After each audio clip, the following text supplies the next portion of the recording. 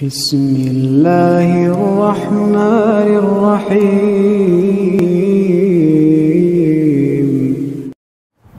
نحمده ونصلي ونسلم على رسوله الكريم اما بعد فاعوذ بالله من الشیطان الرجیم بسم اللہ الرحمن الرحیم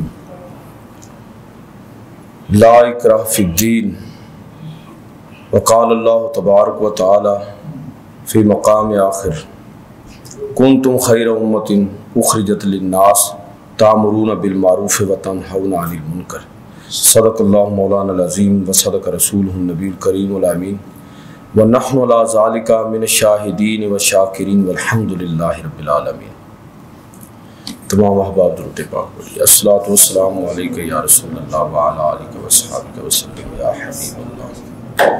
الصلاۃ والسلام علیک یا رسول اللہ وعلی آلک وصحبہ وسلم یا نبی اللہ۔ واجب الاحترام سامعین و حاضرین، جو آیا مقدسہ میں نے آپ کی خدمت میں تلاوت کی ہے، اسی کے تناظر میں چند باتیں آج کی اس خطبہ جمعہ میں عرض کروں گا، اور اس آیت کی تعبیر اور تشریح سے پہلے جو ایک بات مذاہب کے حوالے سے عالمی منظر نامہ ہے، اس کا بھی ذکر کرنا چاہوں گا کہ دنیا کے اندر اگر آپ اس وقت دیکھیں، اگر کوئی مذہب لوگوں کے اندر پھیل رہا ہے تو وہ کوئی دو مذہب نہیں ہے، صرف ایک ہی ہے، اور وہ اسلام ہے۔ اسلام کی جو تعلیمات عقلی، فطری اور انسانوں کی ضروریات پر مبنی اور نفسیاتی حوالے سے عین انسان کی نفسیات کے مطابق، اس کی فطرت کے مطابق، عقل کے مطابق، جس سے پوری دنیا کے اندر اسلام پھیل رہا ہے۔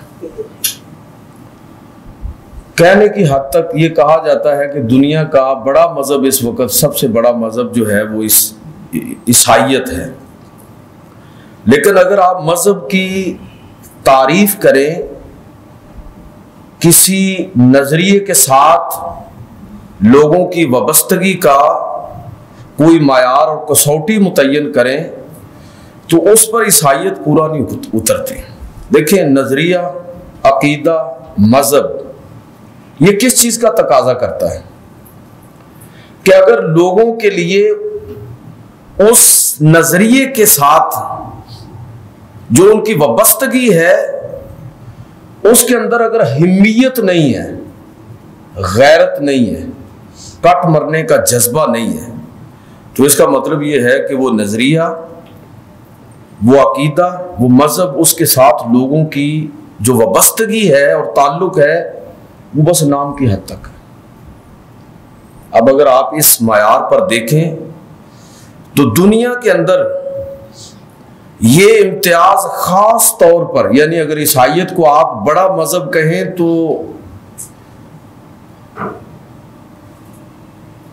عیسائیوں میں کتنے لوگ ہیں جو عیسیٰ علیہ السلام کے بارے میں کہ اگر خدا نخواستہ ان کی زندگی کے مختلف پہلوؤں کو اس انداز میں فرمایا بھی گیا ہے، فلموں کے اندر موضوع بحث بھی بنایا گیا ہے، جو قابل اعتراض ہے۔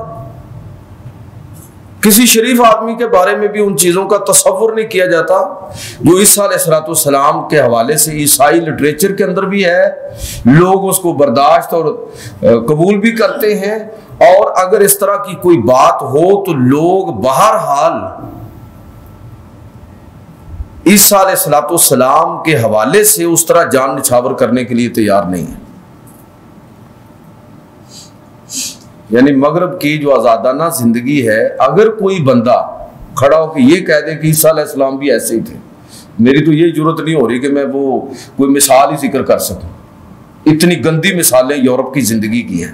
اگر کوئی عیسائی یہ کہہ دے کہ اسی طرح تھے عیسیٰ علیہ السلام، تو کسی کو کچھ بھی نہیں ہوگا۔ لیکن اگر اس کے بالمقابل آپ ذرا یہ، ہم تو اس کا تصور بھی نہیں کر سکتے کہ اگر پیغمبر اسلام حضور سید عالم صلی اللہ علیہ وسلم کی زندگی کے حوالے سے کوئی شخص اس طرح کی بد زبانی کرے، اس طرح کی بات کرے اسلام کے بارے میں، بلکہ ایون کہ مشاہیر اسلام کے بارے میں، تو مسلمانوں کی جو دینی غیرت اور حمیت ہے وہ کسی بھی صورت میں اس چیز کو برداشت نہیں کریں گے۔ یہ مسلمانوں کی دین کے ساتھ اور رسول اللہ صلی اللہ علیہ وسلم کے ساتھ وابستگی کی سب سے مضبوط دلیل ہے۔ اور میں تو اکثر یہ کہا کرتا ہوں کہ یہ جو بڑے آپ کو بے نمازی قسم کے بے عمل بظاہر مسلمان بھی نظر آتے ہیں، اندر سے یہ بھی بڑے پکے مسلمان، اوپر سے عمل میں کوتاہیاں ہیں لیکن اندر سے وہ بھی بڑے پکے ہیں۔ ان کی غیرت اور حمیت، اگر خدا نخواستہ کوئی ایسا مسئلہ پیش آ جائے تو ان کی غیرت اور حمیت دیکھنے والی ہوتی ہے کہ وہ اپنے آپ کو اسلام پر، پیغمبر اسلام پر فدا کرنے کے لیے تیار ہوتے ہیں۔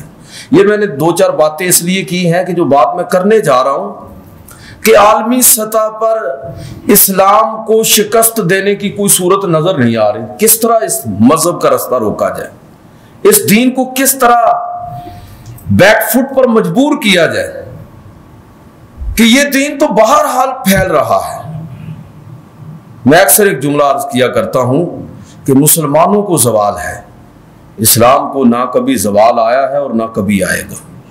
لوگ جب بھی اسلام کی اصل تعلیمات سے واقف ہوں گے، اس کو دریافت کریں گے تو اس سے متاثر ہوں گے، وہ ان کی زندگیوں کو تبدیل کرے گا۔ یہ مذہب انسانوں کی فطرت کو ایڈریس کرتا ہے، یہ دین اور مذہب اور اس کی تعلیمات۔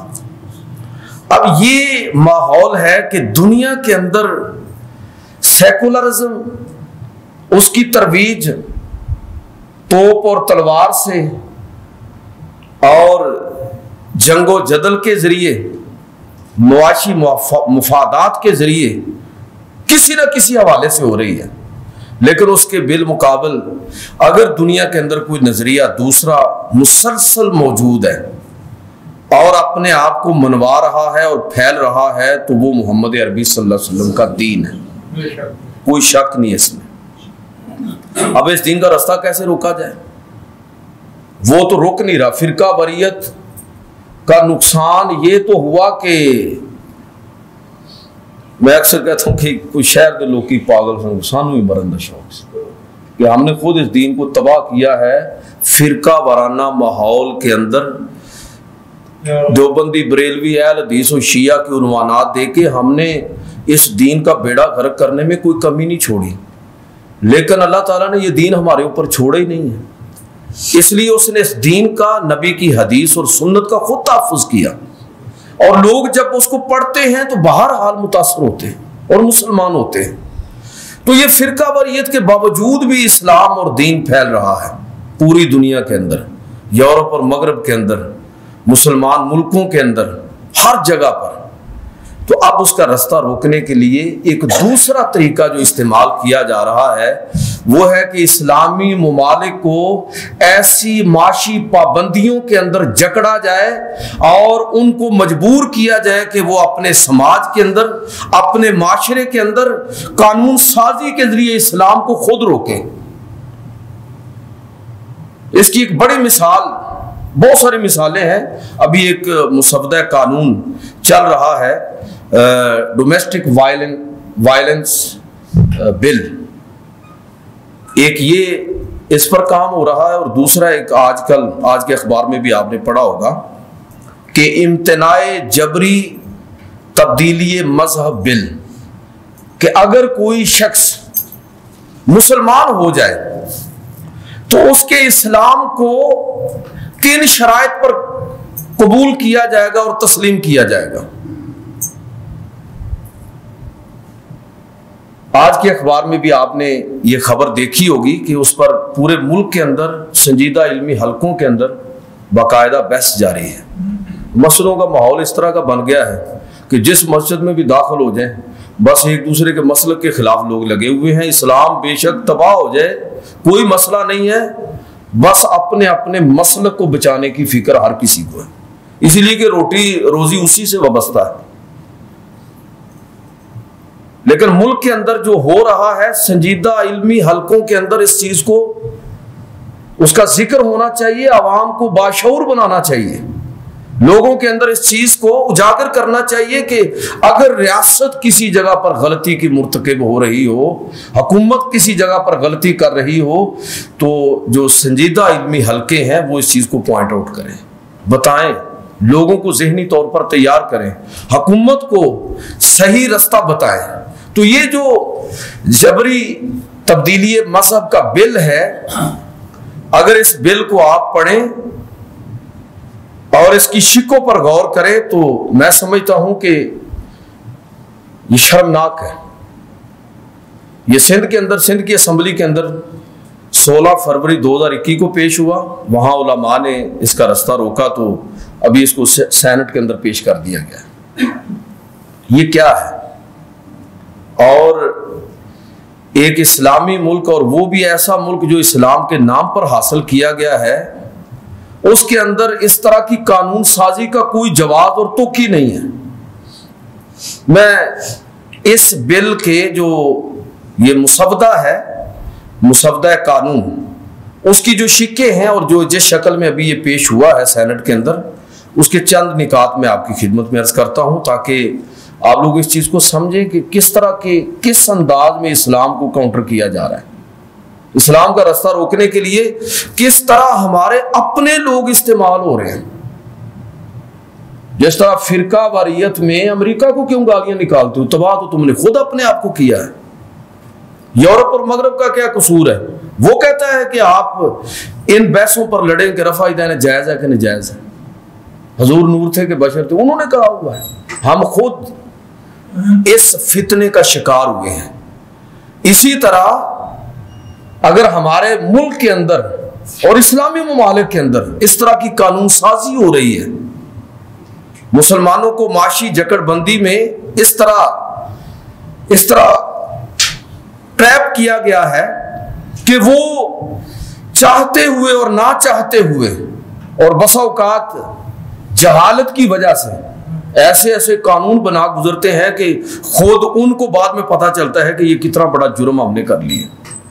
ختم نبوت کے حوالے سے جو پیچھے معاملہ ہوا تھا، تو آپ کو یاد ہے کہ بعد میں ساری اسمبلی نے یہ تسلیم کیا کہ یہ ہم نے تو اس کو پاس کر دیا اور یہ ہم سب سے اجتماعی گناہ ہوا ہے۔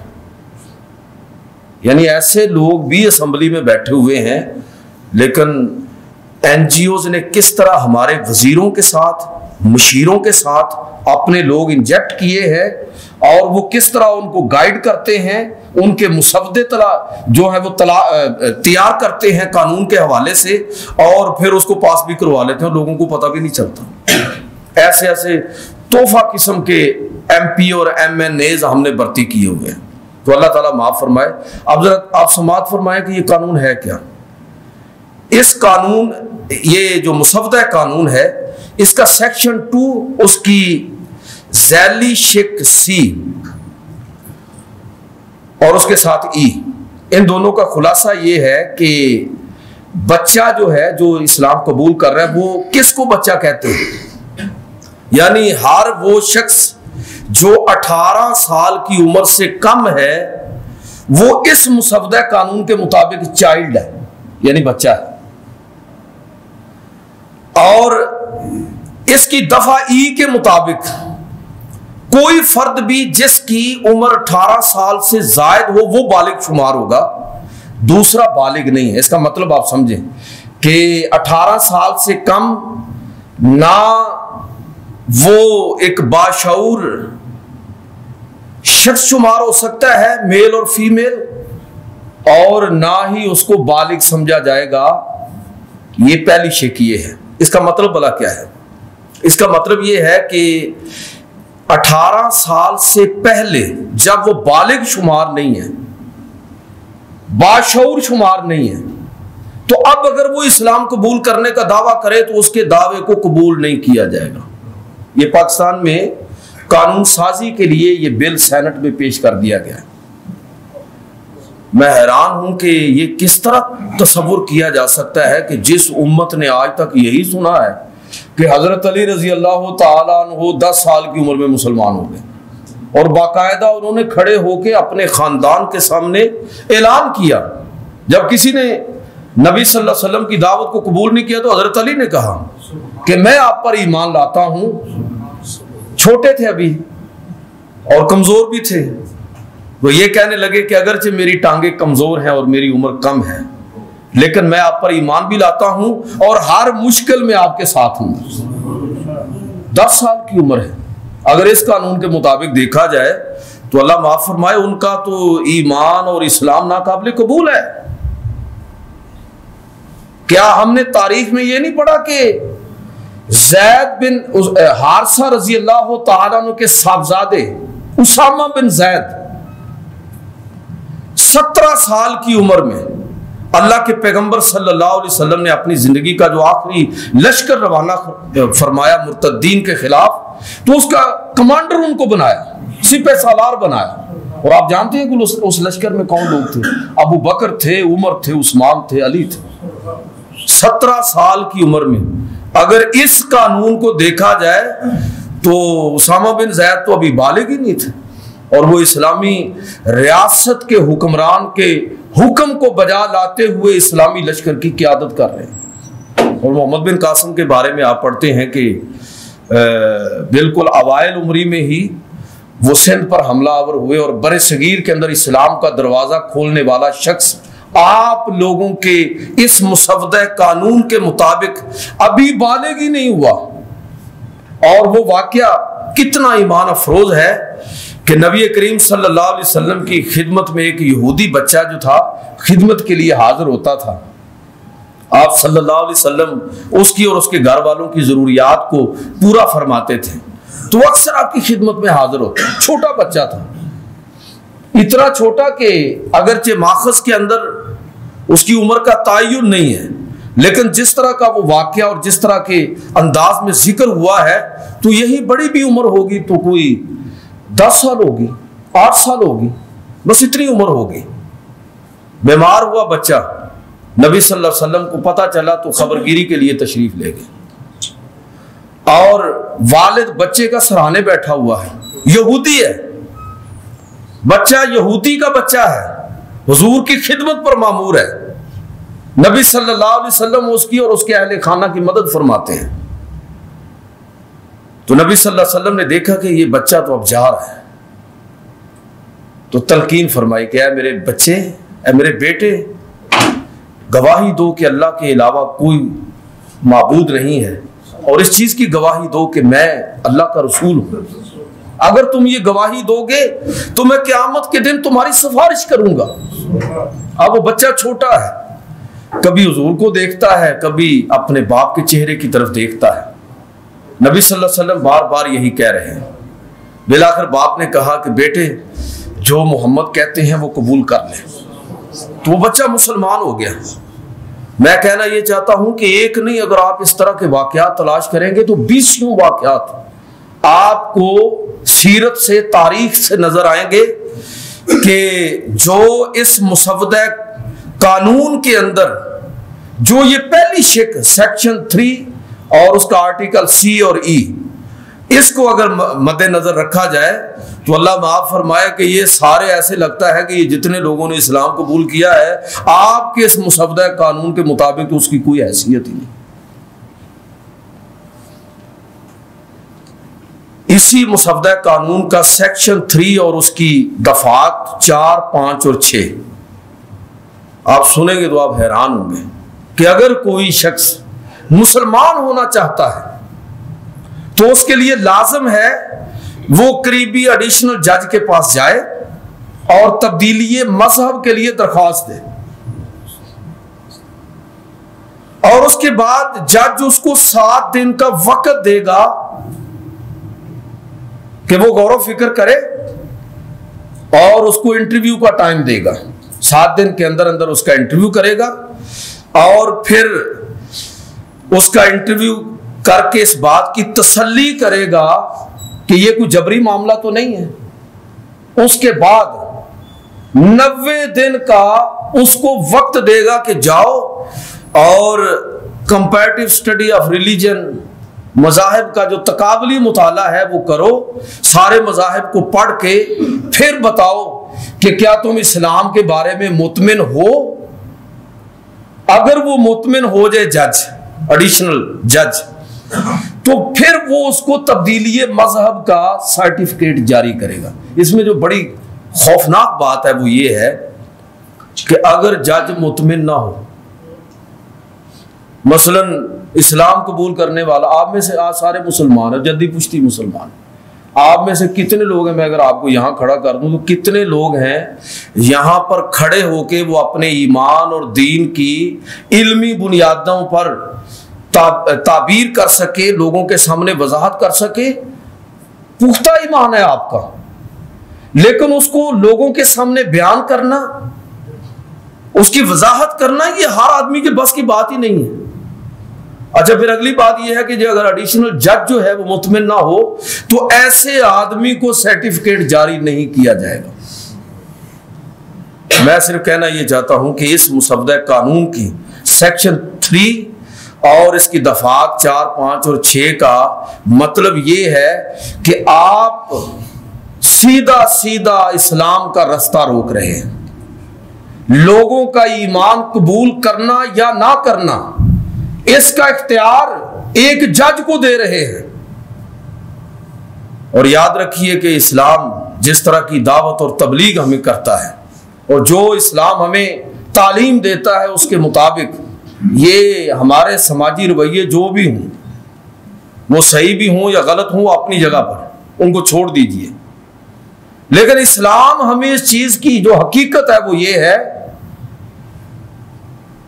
ویسے لوگوں کو مرض اور بیماری ہے کہ لوگوں کی جنت اور دوزخ کا فیصلہ ہم لوگ خود ہی کرتے ہیں کہ یہ جنتی ہے اور یہ جہنمی ہے 2 منٹ کے اندر، لیکن اللہ نے یہ اختیار کسی شخص کو نہیں دیا۔ کسی بڑے سے بڑے عالم دین کے پاس بھی یہ اختیار نہیں ہے۔ فتویٰ کا مطلب پتہ ہے کیا ہوتا ہے؟ رائے ہے، یہ قانون نہیں ہوتا۔ اور فتویٰ دینے سے بھی پہلے 1000 دفعہ سوچنے کی ضرورت ہوتی ہے۔ حدیث کا مفہوم ہے کہ اگر کسی شخص نے کسی کو کافر کہہ دیا تو نبی کریم صلی اللہ علیہ وسلم نے فرمایا کہ اب دونوں میں سے ایک لازمی کافر ہوگا۔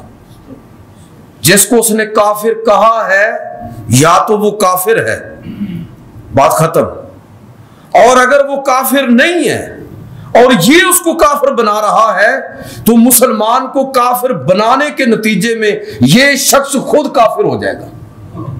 اس لیے یاد رکھیے کہ لوگوں کے دین اور ایمان کا اور ان کی جنت اور جہنم کا فیصلہ کرنا کسی انسان کے اختیار میں نہیں ہے، کسی کے اختیار میں نہیں ہے۔ اس مسودہ قانون کے مطابق یہ اختیار آپ ایک جج کو دے رہے ہیں، ایڈیشنل جج کو دے رہے ہیں۔ وہ واقعہ سیرت کی کتابوں میں محفوظ ہے کہ حضرت زید بن حارثہ رضی اللہ تعالیٰ عنہ ایک غزوہ کے اندر شریک تھے۔ دشمن شکست کھائی، دشمن نے ایک کافر پر زید بن حارثہ نے غلبہ پا لیا۔ جب تلوار اٹھا کے اس کی گردن اڑانے لگے تو اس نے آگے سے کلمہ شہادت پڑھ دیا، لیکن انہوں نے گردن اڑا دی۔ ایک دوسرے صحابی یہ واقعہ دیکھ رہے تھے۔ حضور صلی اللہ علیہ وسلم کی عادت مبارک تھی کہ جب آپ واپس تشریف لاتے تو جنگ کے واقعات، حالات، ساری چیزیں سنتے۔ تو ایک صحابی نے وہ واقعہ بھی ذکر کیا، اللہ کے رسول ایسا بھی ہوا ہے کہ زید بن حارثہ نے باوجود اس کے کہ ایک شخص نے آخری لمحات کے اندر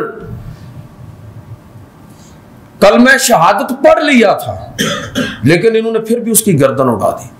نبی کریم صلی اللہ علیہ وسلم نے فرمایا کہ کیا واقعی اس طرح ہوا ہے؟ یا رسول اللہ اسی طرح ہوا ہے۔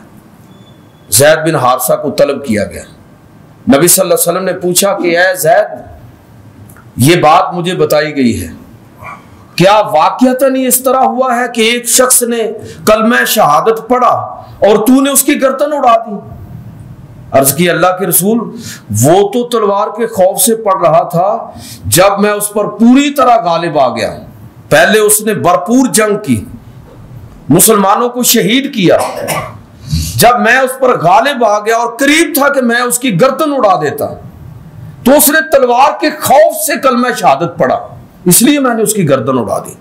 تو اللہ کے نبی صلی اللہ علیہ وسلم نے اس موقع پر جو ارشاد فرمایا ہمارے لیے قیامت تک وہ بات یاد رکھنے والی ہے۔ نبی کریم صلی اللہ علیہ وسلم فرمایا کہ اے زید، اس کے کلمہ شہادت پڑھنے کے باوجود تو نے اس کو مار دیا۔ نبی صلی اللہ علیہ وسلم بار بار یہی کہتے رہے، بار بار یہی کہتے رہے کہ پھر بھی تو نے اس کو مار دیا۔ تو حضرت زید بن حارثہ رضی اللہ تعالیٰ عنہ فرماتے ہیں کہ اس دن مجھے اپنے مسلمان ہونے پر پہلی دفعہ شرمندگی ہوئی۔ میرے دل میں اس دن خیال آیا کہ کاش آج سے پہلے میں مسلمان ہی نہ ہوتا، آج ہی مسلمان ہوتا، کہ اتنا بڑا گناہ اور جرم مجھ سے ہوا ہے اور اللہ کے رسول صلی اللہ علیہ وسلم مجھ سے اس انداز میں خفا ہے۔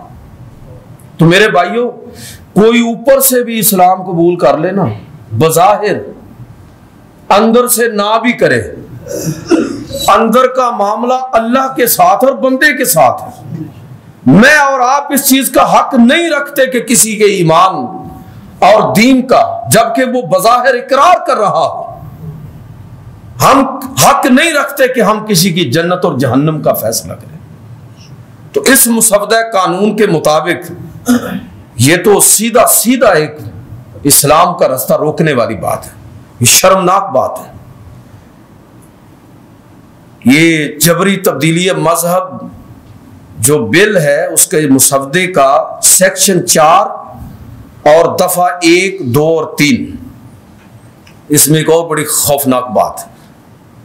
آپ نے ذرا یہ دیکھنا ہے کہ اسلامی ریاست کے اندر یہ قانون سازی سینٹ میں پیش کر دیا گیا۔ جرات دیکھیں ذرا کہ اگر مذہب تبدیل کرنے والا شخص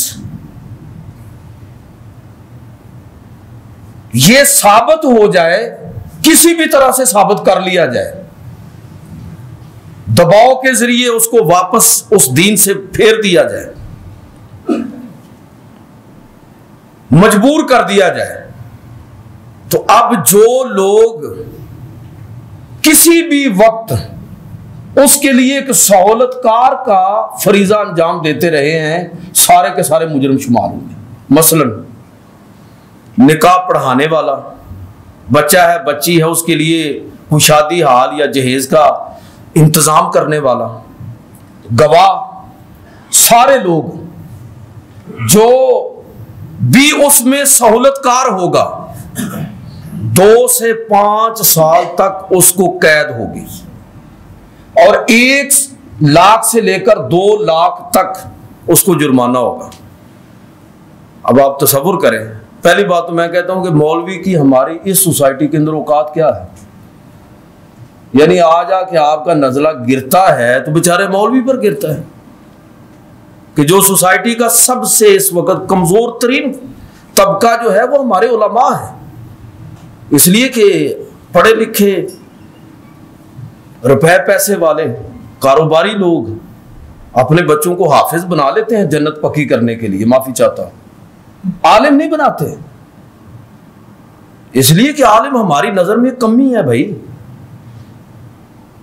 نکاح پڑھانا اس کی غریب کی ذمہ داری ہے۔ آپ مجھے یہ بتائیے کہ اس کے پاس کہاں سے اختیار آ گئے قاضی کے، اس کے پاس کہاں سے تفتیش کرنے کے لیے کہاں سے عملہ ہے کہ وہ یہ دیکھے کہ یہ جس نے اسلام قبول کیا ہے یہ جبری ہوا ہے یا رضامندی سے ہوا ہے؟ کون سے اس کے پاس عملہ ہے، کون سے اس کے پاس عدالت کے اختیارات ہیں؟ آپ یہ دیکھتے ہوئے کہ یہ چونکہ اس سوسائٹی کا ایک پسا ہوا طبقہ ہے تو پہلے اس کو پکڑ لو، تو شرمناک یہ بات ہے کہ جو بھی سہولت کار ہوگا جرمانہ بھی ہوگا، قید بھی ہوگی، سزا بھی ہوگی۔ جبکہ ہمارے مذہب کی تعلیم کیا ہے؟ جو زکوٰۃ کے 8 مصارف ہیں ان میں سے ایک مصرف یہ ہے کہ آپ غیر مسلموں کو زکوٰۃ بھی دے سکتے ہیں، مؤلفات القلوب، لوگوں کو اسلام کی طرف مائل کرنے کے لیے، اسلام کے بارے میں ان کی رائے کو متوازن رکھنے کے لیے، ان کا دل جیتنے کے لیے محبت بھی کریں، اس کی مدد بھی کریں۔ تو اس کا مطلب یہ ہوا کہ اگر آپ کسی غیر مسلم کو آپ اس کی مدد کرتے ہیں، اور کرنی چاہیے، اسلام کا یہی حکم ہے، اس ذہن کے ساتھ यही तबलीग होती है। तो खड़े होकर तकरीर करना ये तस्कीर है, ये कोई तबलीग नहीं है। तबलीग मेरा और आपका किरदार है। अगर हमने अपने किरदार से लोगों को अट्रैक्ट करते हैं इस्लाम की तरफ, तो ये असल तबलीग है। ये तकरीरें तो बड़ी बड़ी की जा सकती, मैं इस पर धुआंधार तकरीरें कर दूंगा इन मौज़ूआत पर, लेकिन मेरा असल इम्तिहान उस वक्त होगा कि जब मैं अपने फराइज़ जिंदगी को सच्चाई और दयानत के साथ अंजाम दूंगा। तो ये तो तस्कीर है। असल आपकी वो तबलीग है जब आप किसी गैर मुस्लिम की मदद करते हैं, उसको प्रोटोकॉल देते हैं, उसको इंसानियत के दर्जे में शुमार करते हैं, चूड़ा नहीं समझते, कमतर नहीं समझते। आपके रवैये से वो इस्लाम के बारे में अच्छी राय माइल होता है। तो ये हमारे मजहब का तकाजा है, हमारे ईमान और दीन का तकाजा है। हुकूमत जो मुसवदा सेनेट के अंदर लेकर आई है, उसके सेक्शन 4 की ज़ैली दफा 1, 2, 3, उसका तो मतलब यही है कि जो भी इसमें मामन होगा सारे के सारे दर लिए जाएंगे। सबसे पहले मस्जिद का मौलवी और निकाह खां जो है, सबसे पहले वो जेल के अंदर जाएगा, इसलिए कि उसको काबू करना सबसे ज्यादा आसान है। जेड़िया मसीता है ने कुछ भी बंदे देश दिन वो भी ना गुरवे, अल्लाह माफ करे। आखिरी बात करके ख़त्म करता हूँ। ये पूरा मुसवदा जो है वो बड़े खौफनाक किस्म के सेक्शंस और आर्टिकल्स और उसकी दफ़ात पर मुश्तमिल है। इसका सेक्शन 5 और दफ़ा 2 और सेक्शन 7 और शेक नंबर इसकी 9, ये अगर आप पढ़ें और सोशल मीडिया पर ये दस्तयाब है, तो वो अजीबो गरीब है कि मुसलमान होने के लिए कम अज कम SP लेवल के अगर कोई मसला बन जाए तो SP लेवल के आदमी के पास वो मुकदमा जाएगा, ना 9 मन तेल होगा, ना राधा नाचेगी। ये बात ही खत्म। और ये मुसवदा कानून कहाँ पेश किया जा रहा है कि सिंध असम्बली में जब उलमा खड़े हुए उसके खिलाफ, तो वापस ले लिया गया।